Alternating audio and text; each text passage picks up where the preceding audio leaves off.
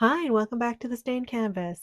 Today I'm going to show you my recipe to make prosthetic Halloween uh, things. So you're going to need Knox gelatin, glycerin, and water, and you're going to need equal parts. That means you're going to need 1 tablespoon of water, which I already have in the bowl here, 1 tablespoon of the Knox gelatin.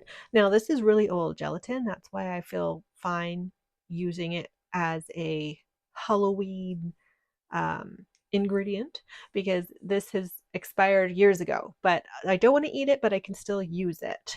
So if you have expired gelatin, don't throw it away. You can use it for Halloween makeup. I'm just stirring the gelatin inside the water because you're going to want to kind of get that moist.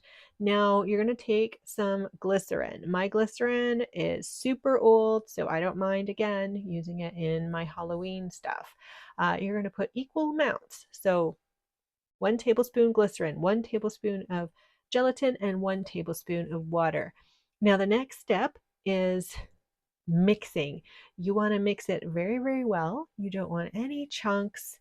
You don't want any kind of big bits that are going to like kind of gum up everything. So you're just going to mix and mix and mix and mix.